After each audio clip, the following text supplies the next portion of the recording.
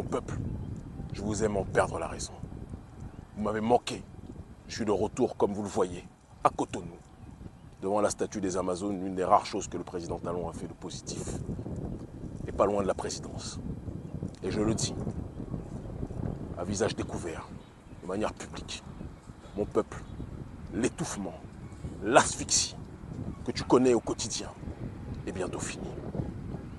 Depuis notre retour, après une tournée qui a duré des mois et des mois, qui nous a vu aller en Amérique du Sud, au Venezuela, en Europe de l'Est, en Russie, au Moyen-Orient, en Iran, dans les territoires d'outre-mer, notamment la Guadeloupe, en Amérique du Sud, en Guyane, en Europe, voire la diaspora africaine, nous voilà de retour sur la terre de nos aïeux pour activer plus que jamais le combat de résistance panafricaniste, pour faire du Bénin le pays qui sera le centre de gravité de la révolution africaine au XXIe siècle.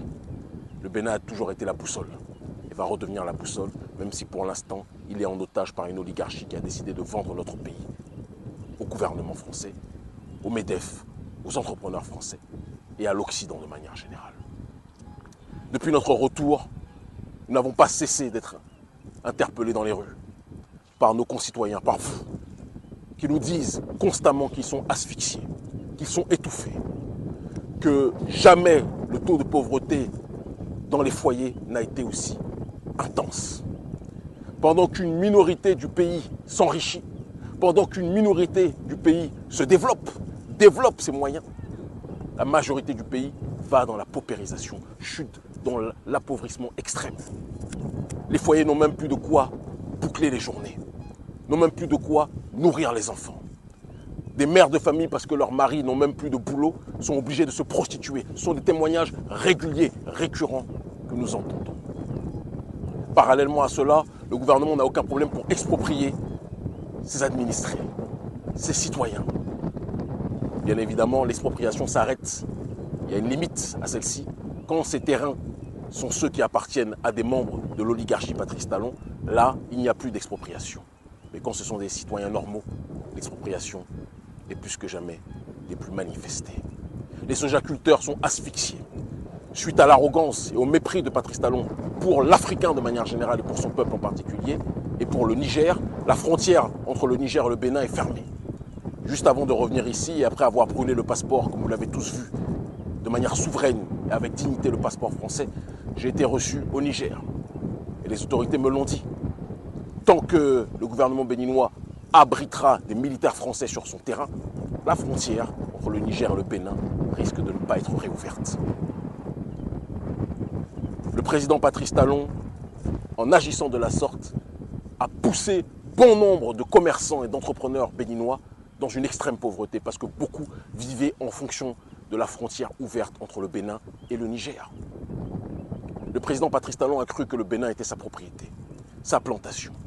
Il a tout asphyxié, tous les secteurs d'activité et a fait en sorte que ce pays puisse être rentable pour lui, d'accord, mais puisse être un cimetière à ciel ouvert pour son peuple. Ça ne pourra pas durer. On rajoute à cela la mascarade du code électoral qui est effectuée de telle sorte qu'en réalité, seuls les candidats et les ennemis que Talon va choisir pourront concourir. De telle sorte que lui ou ses marionnettes qui sont dans son gouvernement, dans son entourage, pourront se présenter et assurément gagner. Les choses ne vont pas se passer selon ce jeu truqué. Je vous le dis avec simplicité, avec sérénité. Nous avons contribué et nous contribuons de manière active à la révolution africaine au Sahel à l'heure actuelle, et tout le monde le sait. Ce que nous faisons partout, je le dis de la manière la plus explicite possible, nous le ferons avec dignité, non-violence, sérénité, intelligence, lucidité, ici. Si les jeux sont ouverts de telle sorte que tous les Béninois peuvent être dans une logique de pouvoir exprimer leur voix, parce que c'est ça la démocratie, Demos Kratein, le pouvoir au peuple, nous participerons au jeu électoral.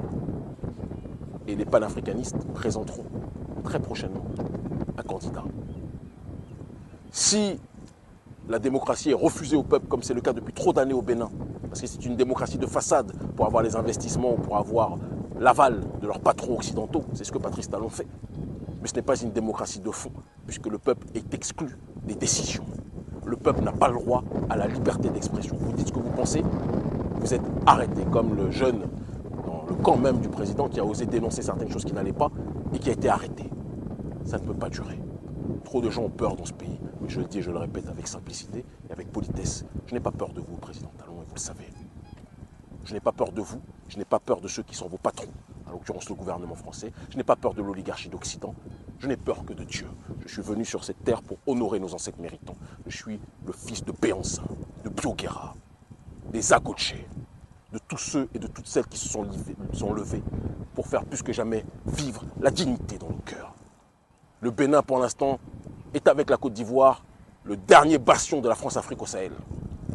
Avec la Côte d'Ivoire, le dernier pays qui se soumet aux intérêts français, à la France-Afrique de manière générale. Mais cette période ne va pas durer. Et comme je l'ai promis aux frères, aux dirigeants de l'Alliance des États du Sahel, le Bénin sera tôt ou tard, parce qu'il est lui aussi touché par le terrorisme, un membre de l'Alliance des États du Sahel. Je le dis en paix, je le dis avec fraternité, je le dis à toute la jeunesse béninoise qui est fatiguée, tous les jeunes du parti Les Démocrates qui m'écrivent, qui me demandent Kémy, présente-toi. Tous les jeunes de tous les partis aujourd'hui qui me disent Kémy, nos dirigeants n'ont pas le courage, mais nous on te le dit, présente-toi. Chaque chose en son temps. Je ne dis pas oui, je ne dis pas non. Je dis que nous sommes en train, à l'heure actuelle, de travailler pour l'avancement de notre population. Restez mobilisés. 2026, c'est bientôt. Et d'ici quelques temps, la direction sera donnée. Je vous aime en perdre la raison. Ils commencent tous à comprendre l'honneur de nos ancêtres méritants. Nous libérerons le Bénin. Et nous ferons en sorte que ce pays puisse être le pays pour tous les Béninois. Et puisse être un pays vitrine pour tous les Noirs du monde entier. Kémy Séba, de son vrai nom Stélio Gilles Robert Capochichi, est un militant politique franco-béninois connu pour son engagement dans la lutte contre le néocolonialisme et pour la souveraineté africaine. Né en France, il a fondé plusieurs organisations militant pour les droits des Africains et des Afro-descendants, aussi bien en Afrique qu'en Europe. Il est notamment connu pour sa critique virulente du franc CFA, monnaie utilisée dans plusieurs pays africains et liée à la France, qu'il considère comme un outil de domination économique et haineux accent aigu au colonial. Kémy Séba s'est souvent trouvé au cœur de controverses en raison de ses positions radicales et de ses déclarations qui ont été perçues par certains comme extrêmes ou provocatrices.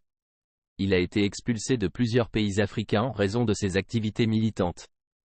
Au fil des années, il a écrit plusieurs ouvrages sur les thèmes de la décolonisation, du panafricanisme, et de la résistance culturelle et économique. Son approche et ses méthodes ont attiré à la fois des admirateurs et des critiques. Le Bénin s'apprête à des élections générales en 2026. Pour la première de son histoire, 3 élections seront organisées au cours de la même année. Plusieurs incertitudes planent sur les conditions d'organisation de ces élections, notamment en ce qui concerne les litiges et les institutions qui organisent ces élections.